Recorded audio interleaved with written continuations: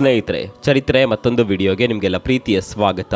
ಚಿನ್ನ, ಬಂಗಾರ, ಗೋಲ್ಡ್ ಇದು ಭೂಮಿಯಲ್ಲಿ ದೊರಕುವ ಅತ್ಯಂತ ಶ್ರೇಷ್ಠ ಖನಿಜ. ಹಳದಿ ಬಣ್ಣದಲ್ಲಿ ಮಿನುಗುವ ಈ ಚಿನ್ನ ಅಂದ್ರೆ ಯಾರಿಗೆ ಇಷ್ಟ ಇಲ್ಲ ಹೇಳಿ. ಚಿನ್ನದ ವ್ಯಾಮೋಹಕ್ಕೆ ಸಿಲುಕದವರು ಸಿಗೋದು ತುಂಬಾನೇ ಅಪರೂಪ. ಚರಿತ್ರೆಯಲ್ಲಿ ಬಂಗಾರಕ್ಕಾಗಿ ನಡೆದಿರುವ ಕಾಳಗ, ಕೊಲೆ, ಸುಲಿಗೆ, ಸಮರ, ರಕ್ತಪಾತ ವರ್ಣನೆಗೆ ಮೀರಿದ್ದು.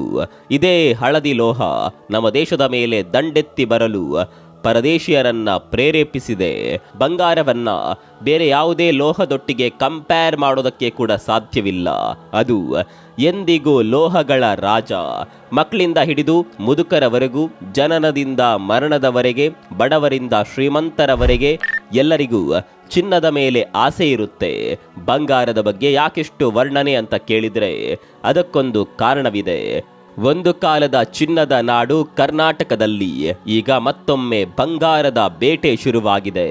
ಕರ್ನಾಟಕದ ಮಣ್ಣಿನಲ್ಲಿ ಒಂದಲ್ಲ ಎರಡಲ್ಲ ಬರೋಬ್ಬರಿ 22 ಕಡೆ ಚಿನ್ನದ ನಿಕ್ಷೇಪ ಇರೋದು ಪತ್ತೆಯಾಗಿದೆ.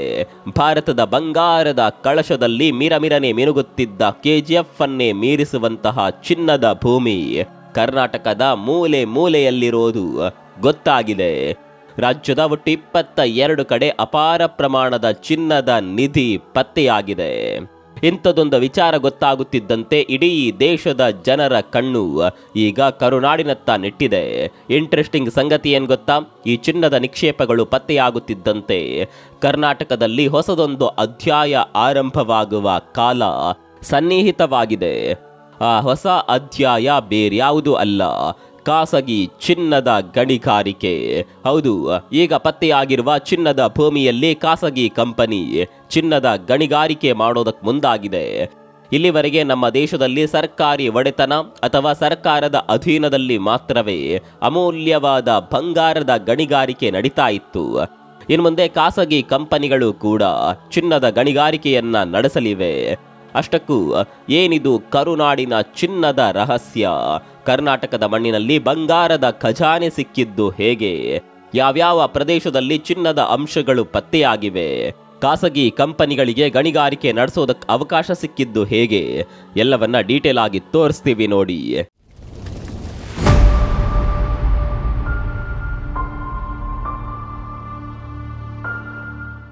ಚಿನ್ನ ಈ ಪದ ಕೇಳಿದ ಕೂಡಲೇ ಈಗ ರನ್ಯಾ ಅನ್ನುವ ಪಟಾಕಿ ಬೆಡಗಿಯ ನೆನಪಾಗುತ್ತೆ. ಈ ಬೆಡಗಿ ದುಬೈನಿಂದ ಚಿನ್ನ ಕದ್ಕೊಂಡು ಬಂದು ಸಿಕ್ಕಿ ಬಿದ್ದಿದ್ದು ನಿಮ್ಗೆಲ್ಲ ಗೊತ್ತಿರಬಹುದು. ಈಕೆ ನಟಿ ಅನ್ನುವ ಕಾರಣಕ್ಕಾಗಿ ಈ ಸುದ್ದಿ ಅಷ್ಟೊಂದು ಸದ್ದು ಮಾಡಿದೆ ಬಿಟ್ರೆ ವಿದೇಶದಿಂದ ಚಿನ್ನ ಕದ್ಕೊಂಡು ಬರುವುದು ವಿಶೇಷ ಸುದ್ದಿ ಏನಲ್ಲ. ಹೀಗೆ ದುಬೈನಿಂದ ಅಥವಾ ಬೇರೆ ಬೇರೆ ದೇಶಗಳಿಂದ ಚಿನ್ನ ಕದ್ದುಕೊಂಡು ಬಂದು ಸಿಕ್ಕಿ ಬಿದ್ದವರಿಗೆ ಲೆಕ್ಕವೇ ಇಲ್ಲ. ಇಲ್ಲಿ ವಿದೇಶಗಳಿಂದ ಚಿನ್ನ ಕತ್ಕೊಂಡು ಬರೋದಕ್ಕೆ ಹಲವು ಕಾರಣಗಳಿದೆ. ಮೊದಲನೇ ಕಾರಣ ಚಿನ್ನದ ಮೇಲಿರುವ ಮೋಹ. ಎರಡನೇ ಕಾರಣ ಭಾರತಕ್ಕೆ ಹೋಲಿಸಿದ್ರೆ ದುಬೈನಂತಹ ನಗರಗಳಲ್ಲಿ ಚಿನ್ನ ಅತ್ಯಂತ ಕಡಿಮೆ ದರದಲ್ಲಿ ಸಿಗುತ್ತೆ. ಹೀಗಾಗಿ ಕಡಿಮೆ ದರದ ಚಿನ್ನದ ಆಸೆಗೋಸ್ಕರ ದುಬೈನಂತಹ ದೇಶಗಳಿಂದ ಚಿನ್ನ ಕದ್ಕೊಂಡು ಬರ್ತಾರೆ. ಭಾರತೀಯರಿಗೆ ಚಿನ್ನ ಅಂದ್ರೆ ಅದೇನೋ ಮೋಹ. ಅದರಲ್ಲೂ ಚಿನ್ನದ ಮೇಲೆ ಭಾರತೀಯ ಮಹಿಳೆಯರಿಗೆ ಅದೆಷ್ಟು ಮೋಹ ಇದೆ ಅನ್ನೋದನ್ನ ಕೇಳಿದ್ರೆ ನಿಮಗೆ ಖಂಡಿತವಾಗಿಯೂ ಶಾಕ್ ಆಗುತ್ತೆ. ಜಗತ್ತಿನಲ್ಲೇ ಅತಿ ಹೆಚ್ಚು ಬಂಗಾರದ ಆಭರಣಗಳು ಇರೋದು ಭಾರತೀಯ ಮಹಿಳೆಯರ ಮೈಮೇಲೆ. ಜಗತ್ತಿನ ಶ್ರೀಮಂತ ದೇಶಗಳ ಮಹಿಳೆಯರಲ್ಲಿ ಕೂಡ ಇಷ್ಟೊಂದು ಪ್ರಮಾಣದ ಚಿನ್ನ ಇಲ್ಲ. ಹೀಗಾಗಿ ಭಾರತ ಪ್ರತಿ ವರ್ಷ 800ಕ್ಕೂ ಹೆಚ್ಚು ಟನ್ ಚಿನ್ನವನ್ನ ವಿದೇಶದಿಂದ ಆಮದು ಮಾಡಿಕೊಳ್ಳುತ್ತೆ. ಒಂದೇ ಮಾತಿನಲ್ಲಿ ಹೇಳಬೇಕು ಅಂದರೆ ಭಾರತದಲ್ಲಿ ಬಂಗಾರದ ಬೇಡಿಕೆ ಇರುವಷ್ಟು ನಮ್ಮಲ್ಲಿ ಬಂಗಾರದ ಉತ್ಪಾದನೆ ಆಗ್ತಾ ಇಲ್ಲ. ಹೀಗಾಗಿ ಬೇರೆ ದೇಶಗಳಿಂದ ತರಿಸಿಕೊಳ್ಳೋದು ಅನಿವಾರ್ಯ. ನಮ್ಮ ದೇಶದ ಬಂಗಾರದ ಪರಿಸ್ಥಿತಿ ಹೀಗಿರುವಾಗ ಕರ್ನಾಟಕದ ಮಣ್ಣಿನಲ್ಲಿ ಒಟ್ಟು 22 ಕಡೆ ಚಿನ್ನದ ನಿಕ್ಷೇಪಗಳು ಪತ್ತೆಯಾಗಿದೆ ಅನ್ನುವ ಸುದ್ದಿ ಬರ್ತಾ ಇದೆ. ಇಂಟ್ರೆಸ್ಟಿಂಗ್ ಸಂಗತಿ ಅಂದರೆ ಈ ಪ್ರದೇಶದಲ್ಲಿ ಖಾಸಗಿ ಕಂಪನಿಗಳು ಚಿನ್ನದ ಗಣಿಗಾರಿಕೆಯನ್ನ ಆರಂಭ ಮಾಡಲಿವೆ. ಈಗ ನಿಮ್ಮಲ್ಲಿ ಒಂದು ಪ್ರಶ್ನೆ ಮೂಡಿರಬಹುದು, ಚಿನ್ನದ ವಿಚಾರದಲ್ಲಿ ಭಾರತ ಸರ್ಕಾರ ಕೆಲವೊಂದು ಕಠಿಣ ನಿಲುವನ್ನು ಹೊಂದಿದೆಯಲ್ಲ, ಖಾಸಗಿ ಕಂಪನಿಗಳಿಗೆ ಇಲ್ಲಿವರೆಗೆ ಗಣಿಗಾರಿಕೆ ಮಾಡೋದಕ್ಕೆ ಅವಕಾಶ ಮಾಡಿಕೊಟ್ಟಿಲ್ಲ, ಕರ್ನಾಟಕದಲ್ಲಿ ಹೇಗೆ ಅವಕಾಶ ಸಿಗುತ್ತೆ ಅನ್ನುವ ಪ್ರಶ್ನೆ ನಿಮ್ಮ ಮನಸ್ಸಿನಲ್ಲೂ ಮೂಡಿರಬಹುದು. ಈ ಪ್ರಶ್ನೆಗೆ ಉತ್ತರ, ಭಾರತದಲ್ಲಿ ಈಗಾಗಲೇ ಖಾಸಗಿ ಚಿನ್ನದ ಗಣಿಗಾರಿಕೆ ಶುರುವಾಗಿದೆ. ಇದು ಶುರುವಾಗಿರೋದು ಆಂಧ್ರ ಪ್ರದೇಶದ ಜೊನ್ನಗಿರಿ ಅನ್ನುವ ಪ್ರದೇಶದಲ್ಲಿ. ಈಗಾಗಲೇ ಖಾಸಗಿ ಕಂಪನಿಯೊಂದು ಚಿನ್ನದ ಗಣಿಗಾರಿಕೆ ನಡೆಸ್ತಾ ಇದೆ. ಇಂಟ್ರೆಸ್ಟಿಂಗ್ ಸಂಗತಿ ಅಂದ್ರೆ ಈ ಜೊನ್ನಗಿರಿ ಇರೋದು ಕರ್ನಾಟಕದ ಗಡಿ ಪ್ರದೇಶದಲ್ಲಿ. ಮತ್ತೊಂದು ಇಂಟ್ರೆಸ್ಟಿಂಗ್ ಸಂಗತಿ ಅಂದರೆ ಜೊನ್ನಗಿರಿಯಲ್ಲಿ ಗಣಿಗಾರಿಕೆ ನಡೆಸ್ತಾ ಇರುವ ಕಂಪನಿಯ ಹೆಸರು Jio Mysuru India services private limited. ಈ ಕಂಪನಿ ಕಳೆದೊಂದು ದಶಕದಿಂದ ಆಂಧ್ರ ಪ್ರದೇಶದ ಜೊನ್ನಗಿರಿಯಲ್ಲಿ ಹೊನ್ನನ್ನ ಹೊರತೆಗೆಯುವ ಪ್ರಯತ್ನ ಮಾಡಿತ್ತು. ಈಗ ಆ ಪ್ರಯತ್ನಕ್ಕೆ ಫಲ ಎನ್ನುವಂತೆ ಕಳೆದ 1 ವರ್ಷದಿಂದ ಜೊನ್ನಗಿರಿಯಲ್ಲಿ ಚಿನ್ನ ಗಣಿಗಾರಿಕೆಯನ್ನ ಮಾಡೋದಕ್ಕೆ ಶುರು ಮಾಡಿದೆ ಜಿಯೋ ಮೈಸೂರು ಕಂಪನಿ. ಈ ಮೂಲಕ ಭಾರತದ ಭೂಮಿಯಿಂದ ಚಿನ್ನವನ್ನ ಹೊರತೆಗೆದ ಮೊದಲ ಖಾಸಗಿ ಕಂಪನಿ ಅನ್ನುವ ಖ್ಯಾತಿಗೆ ಜಿಯೋ ಮೈಸೂರು ಕಂಪನಿ ಪಾತ್ರವಾಗಿದೆ. 1000ಕ್ಕೂ ಹೆಚ್ಚು ಪ್ರದೇಶದಲ್ಲಿ ಈ ಖಾಸಗಿ ಕಂಪನಿ ಚಿನ್ನದ ಗಣಿಗಾರಿಕೆ ಮಾಡ್ತಾ ಇದೆ. ಒಂದು ಮಾಹಿತಿ ಪ್ರಕಾರ ಈ ಕಂಪನಿಯಿಂದ ಜಿಯೋ ಮೈಸೂರು ಕಂಪನಿ ಪ್ರತಿ ತಿಂಗಳು 1 ಕೆಜಿ ಚಿನ್ನವನ್ನ ಹೊರ ತೆಗೆಯುತ್ತಿದೆಯಂತೆ. ಇದೀಗ ಇದೇ ಕಂಪನಿಗೆ ಸೇರಿದ ಅಂಗಸಂಸ್ಥೆಯೊಂದು ಕರ್ನಾಟಕದಲ್ಲಿ ಕೂಡ ಚಿನ್ನದ ನಿಕ್ಷೇಪಗಳನ್ನು ಪತ್ತೆ ಮಾಡಿದೆ. ಸ್ನೇಹಿತರೆ, ಇಲ್ಲಿ ಒಂದು ಇಂಟ್ರೆಸ್ಟಿಂಗ್ ಸಂಗತಿ ನಿಮಗೆ ಗೊತ್ತಿರಲೇಬೇಕು. ನಮ್ಮ ದೇಶದಲ್ಲಿ ಅತಿ ಹೆಚ್ಚು ಚಿನ್ನವನ್ನು ಉತ್ಪಾದನೆ ಮಾಡುವ ರಾಜ್ಯ ಅಂದರೆ ಅದು ನಮ್ಮ ಕರ್ನಾಟಕ. ಸದ್ಯದ ಮಟ್ಟಿಗೆ ಅತಿ ಹೆಚ್ಚು ಬಂಗಾರದ ಉತ್ಪಾದನೆ ಆಗುವುದು ನಮ್ಮ ಕರುನಾಡಿನಲ್ಲಿಯೇ.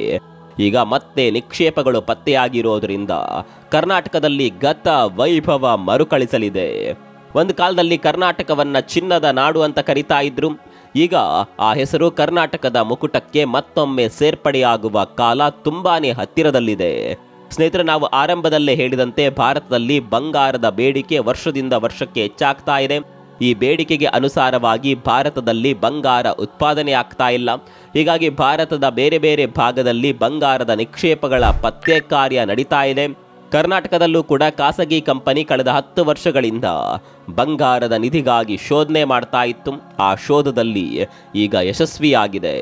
ಮಲೆನಾಡು, ಶಿವಮೊಗ್ಗ, ಹಾವೇರಿ ಹಾಗೂ ಧಾರವಾಡ ಸೇರಿದಂತೆ ರಾಜ್ಯದ ಒಟ್ಟು 22 ಕಡೆಗಳಲ್ಲಿ ಬಂಗಾರದ ನಿಧಿ ಪತ್ತೆಯಾಗಿದೆ.